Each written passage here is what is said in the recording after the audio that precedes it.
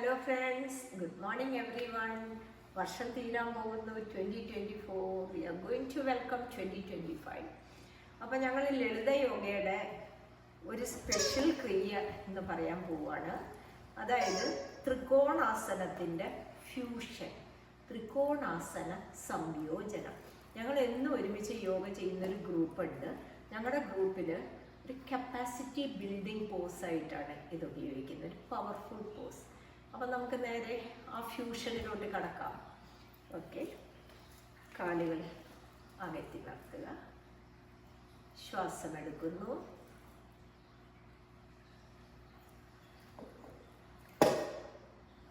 ശ്വാസം വിടുന്നു.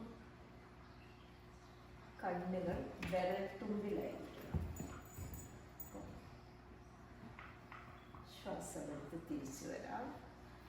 കയ്യിൽ തന്നെ നോക്കി ശ്വാസം വിട്ട് മുമ്പ് ഇടതുവശത്തേക്ക്.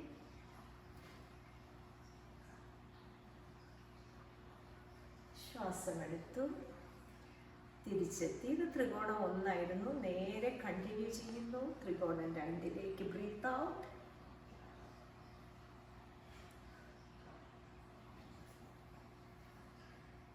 ശ്വാസമെടുത്ത് ഉയർന്നു.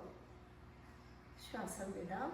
ഇടതുവശത്തേക്ക് പോകുമ്പം കൽപ്പാത്തി തൊട്ട് അങ്ങോട്ട് നോക്കിയിട്ട് ഇതാ തിരിഞ്ഞിങ്ങോട്ട് നോക്കാം.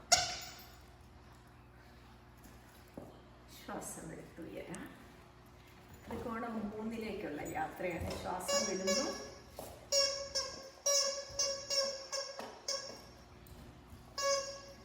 ശ്വാസമെടുത്ത് സാവകാശം ഉയർന്നു. മറുവശത്ത് ശ്വാസം വിടാം.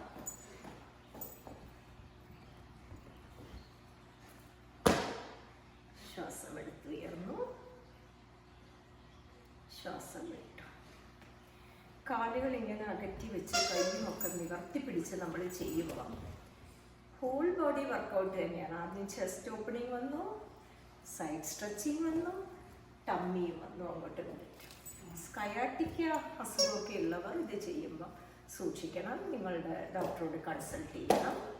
അല്ലാതെ നമ്മൾ നോക്കിക്കഴിഞ്ഞാൽ ഡൈജസ്റ്റീവ് പ്രോബ്ലമിന് ഏറ്റവും സൂപ്പറാണ് ഈ ത്രികോണാസന ഫ്യൂഷൻ. അതുകൊണ്ട് ഇത് ഞങ്ങളുടെ ഗ്രൂപ്പിൽ എല്ലാവർക്കും സോ ഫേവറിറ്റുമാണ്.